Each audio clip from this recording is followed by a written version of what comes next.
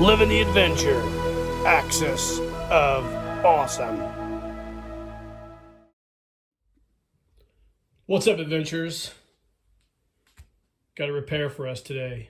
So, one of the most glaring things about collecting G.I. Joe or vintage toys in general is you very rarely ever find ones that aren't damaged to some extent. Whether it be just basic cracks in the knees, spent elastic, heads that need cleaned, flocking that needs done. There's a lot of things, as well as, the equipment and vehicles. Everything almost always needs some type of repair. And we've got a lot of people in the community who are really, really good at repairing things or making reproduction parts. Well, today we're going to be doing a really basic talker repair. Now, if you guys are interested in like a really awesome talking G.I. Joe repair video series, Michael Boinski has a great one. I'll post a link to his channel in the description. He is probably one of the best at repairing talking G.I. Joes I've ever seen. Does a fantastic job. He's a super dope guy. I wouldn't mind just hanging out with him in his shop, drinking a beer, having a cigar while he smokes a cigarette. But I love that guy. I'm kind of angry I missed out on his, I think he appeared on Paul Knapp, and I was like, man, I should have been on there. I wanted to shoot the shit with that guy. But maybe one of these days I'll get him on the channel. So anyways, check his channel out. But today we're going to be repairing this talking man of action that got in an auction a few weeks ago. Now, his talking mechanism is jammed, his elastic spent. So this is going to be a really basic repair. So we'll pause the video, come back, and talk about what we're going to do here. All right, welcome back, guys. So I've taken the head and soaked it in Tide Free and Clear, scrubbed it off with a really soft bristle toothbrush. Flocky's in really good shape. No flocking's missing. He looks great. Got a little bit of a stain here, but we're going to leave that. The figure itself is pretty good condition. He's got two significant cracks in the knees. But other than that, he seems to be all right. His elastic's basically shot. And his talking mechanism, like I mentioned in the intro video, it needs some work. The dog tag's in really good shape. So is the chain. Shows me these guys have been exposed to any moisture. And the pull string looks like it's in good shape as well. So we'll take this thing apart and see what's going on with the talking mechanism, and we'll also fix the elastics. So let's go ahead and do that.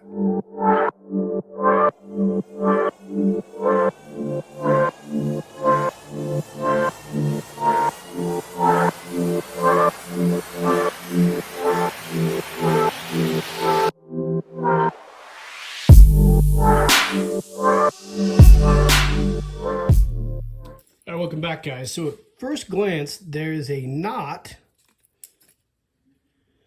in the wind here. So we're going to have to get that out.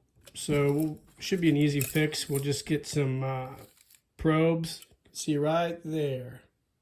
Get some probes and try to dig that out. Simple fix, I think. We'll also get rid of this old oxidized padding and throw a furniture pad on there to keep it tight in the chest, and we'll do a little cleanup of this. But the talking mechanism actually looks really, really well. No cracks in the speaker. This thing looks to be in pretty good shape. We got a little bit of a crack here in the screw area, but I'm not going to worry too much about that. He seems to be tight in there, so we'll go ahead and just pretend we didn't see that. Now the rubberized portions that allow the ball mechanism in the shoulder seem to be a little toasty. I think I have a repair set of these from Cotswold, so we'll try to find those and we can slide those on there and repair these as well. It should be pretty easy to do. And the elastic, so the elastic, like I said, is pretty much toast, and we'll come back and we'll talk about what we're going to do with that. What's up, guys? So here we are. We got the leg elastic. What we're going to do is we're going to use this bungee cord and these 1/4-inch PVC ring terminals. Normally I would buy a lower body restring kit from Cotswold, but a couple issues. They don't have them in stock a lot because a lot of people are buying these. And in order to buy from Cotswold, you gotta place a pretty decent size order in order to meet their shipping threshold. And I'm not always ready to do that, so I try to find different ways to satisfy the things I need. And sometimes you just gotta create things or create solutions that don't require having to buy a lot of stuff. So that's what we're doing here. So we'll pause the video and we'll get started on this thing. All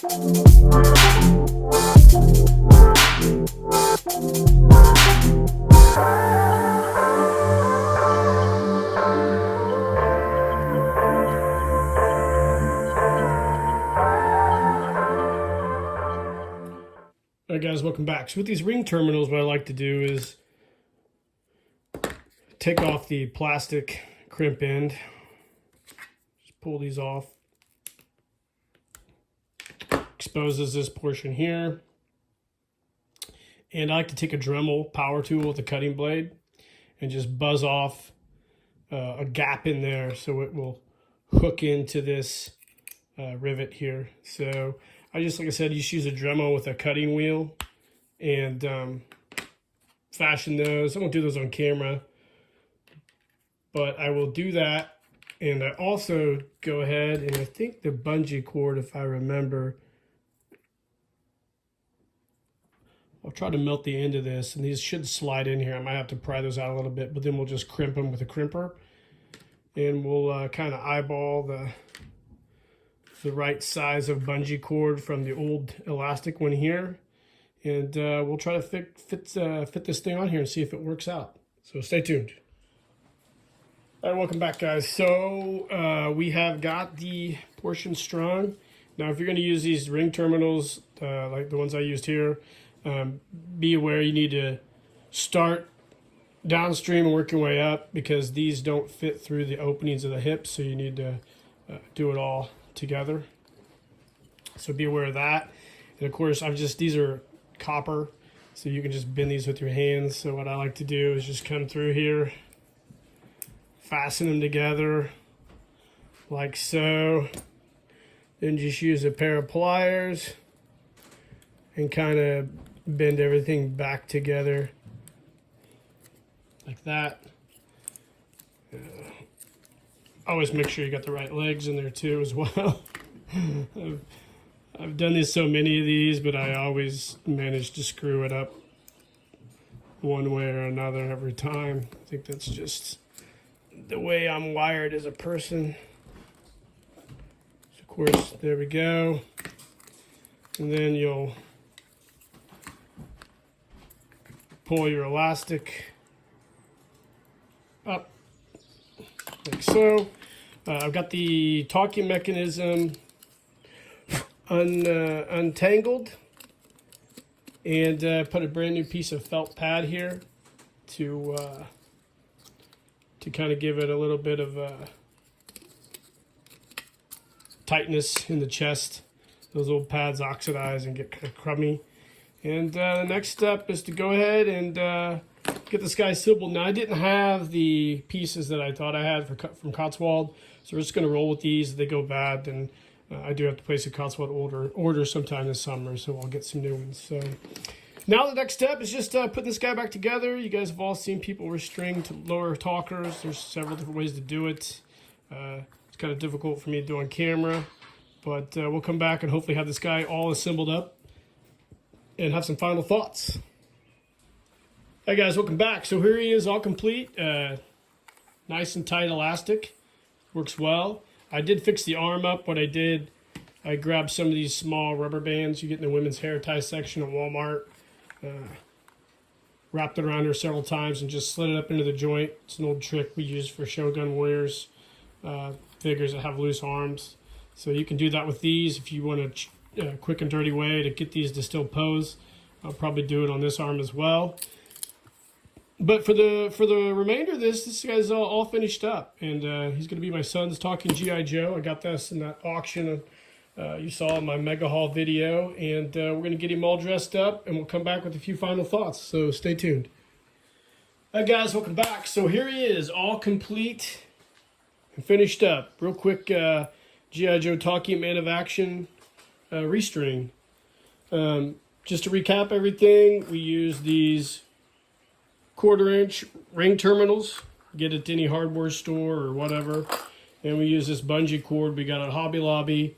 Super simple, easy way to do things. These are just furniture moving pads or whatever you want to call them.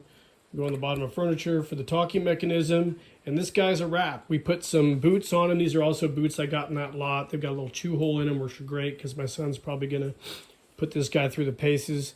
And I threw on a brand new crisp minty set of the G.I. Joe Classic Collection camouflage fatigues, which I really love this camouflage.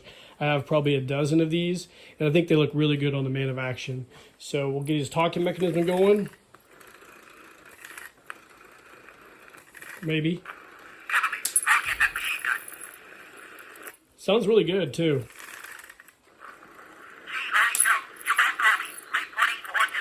So there you go, guys. It's all wrapped up.